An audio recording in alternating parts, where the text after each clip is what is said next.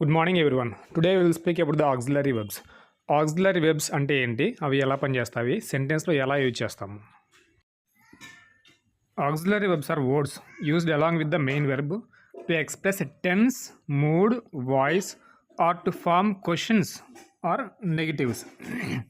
Auxiliary verbs అనేవి along with the main verbs మనం వాడతాం అనమాట.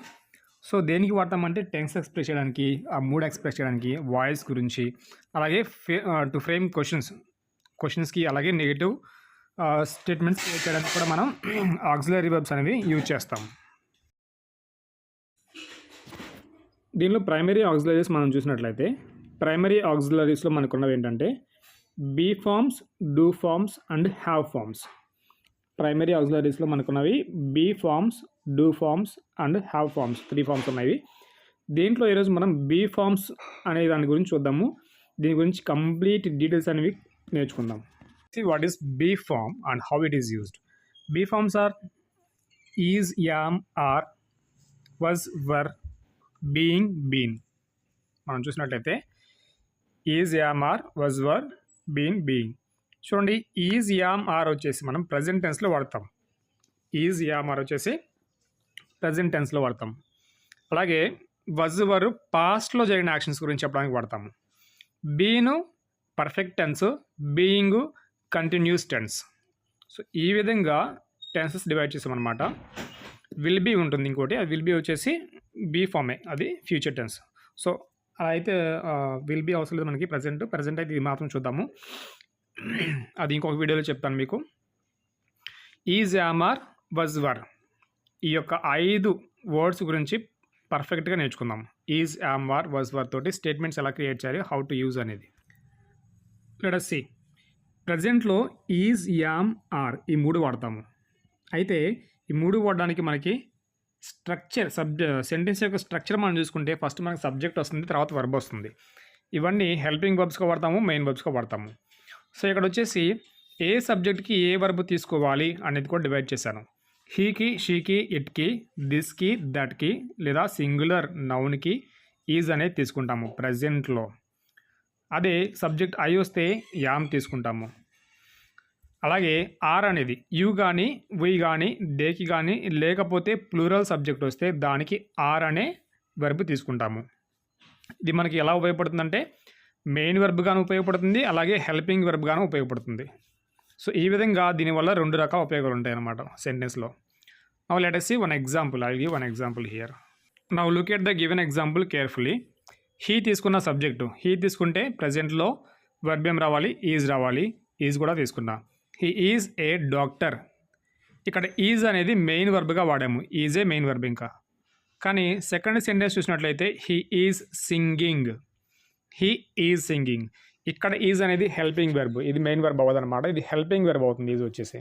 ఈ విధంగా ఈజ్, యామ్, ఆర్, వజ్, వర్ వచ్చేసి మనకి హెల్పింగ్ వెర్బ్గా వాడచ్చు, అలాగే మెయిన్ వెర్బ్గా వాడచ్చు అనమాట.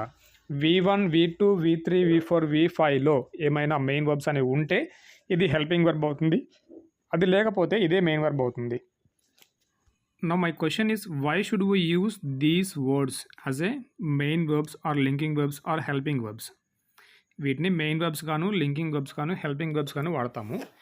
ఈ విధంగా ఎందుకు వాడాలి, దీనివల్ల ప్రయోజనం ఏంటంటే they describe a state of being, identity, condition of A subject. అంటే ఒక సబ్జెక్ట్ యొక్క స్టేట్ ఆఫ్ బీయింగ్ ఏంటి, సబ్జెక్ట్ యొక్క ఐడెంటిటీ, ఆ పర్సన్ ఎవరు, టీచరా, లాయరా, ఇంజనీరా, జడ్జా, అలాగే condition of A subject, subject యొక్క కండిషన్ ఏంటి, he is happy, he is sad, he is in love. అలాగా ఈ విధంగా కండిషన్, సబ్జెక్ట్ యొక్క కండిషను, సబ్జెక్ట్ ఐడెంటిటీ, సబ్జెక్ట్ యొక్క స్టేట్ ఆఫ్ బీయింగ్ డిస్క్రైబ్ చేయడానికి ఈ యొక్క వర్బ్స్ అనేవి మనం యూజ్ చేస్తాం అనమాట.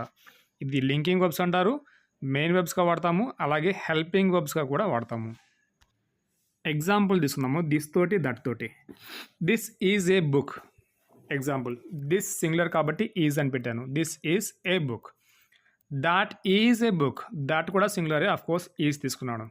అయితే దిస్కి, దాట్కి రెండింటికి ఈజే తీసుకున్నాను సింగులర్ కాబట్టి. మరి డిఫరెన్స్ ఏంటి సార్, దిస్ దట్ సింగులర్ అయినప్పుడు రెండింటిలో ఏదైనా ఒకటే వాడచ్చు కదా, దిస్ ఎందుకు, దట్ ఎందుకు అంటే దిస్ అనేది ఇక్కడ near, this is a book నా ముందు ఉంటే దిస్ ఈజ్ ఏ బుక్ అంటాను, నాకు దూరంగా ఉంటే దాట్ ఈజ్ ఎ బుక్ అంటే దూరంగా ఉంది, ఫార్ దగ్గర లేదు అనమాట. దూరంగా ఉందని ఉన్న దాని గురించి చెప్పడానికి దట్ అనేది వాడతాను. సో అలాగే దిస్ తీసుకున్నా దట్ తీసుకున్నా ప్రజెంట్లో అయితే సింగులర్ ఈజ్ మాత్రమే వస్తుంది, అదే పాస్ట్లో అయితే వజ్ వస్తుంది. ఇప్పుడు మీరేం చేస్తారంటే యామ్ ఆర్ దీస్ దోస్ తోటి ప్రజెంట్లో సెంటెన్సెస్ ఫ్రేమ్ చేయడానికి ట్రై చేయండి. సేమ్ అలాగే అదేవిధంగా సెంటెన్సెస్ ఫ్రేమ్ చేసినట్లయితే ఈజీగా మీకు అర్థమవుతుంది అనమాట.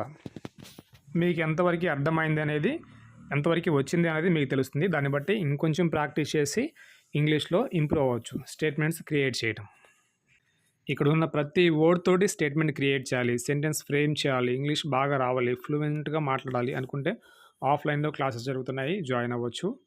నంబర్ ఆఫ్ స్టేట్మెంట్స్ కాదు, నంబర్ ఆఫ్ టైమ్స్ ప్రాక్టీస్ కూడా ఉంటుంది. తప్పకుండా ఇంగ్లీష్లో ఫ్లూయెన్సీ అనేది ఆటోమేటిక్గా పెరగడం జరుగుతుంది. ఇంగ్లీష్ సబ్జెక్ట్స్ ఫెయిల్ అయినా కానీ పాస్ అవుతారు, భయపడాల్సింది ఏమి ఉండదు. చాలా ఈజీగా ఇంగ్లీష్ అనేది 10th ఇంటర్ డిగ్రీ ఈజీ, చాలా డెడ్ ఈజీగా పాస్ అయిపోవచ్చు అనమాట. అంత ఈజీ.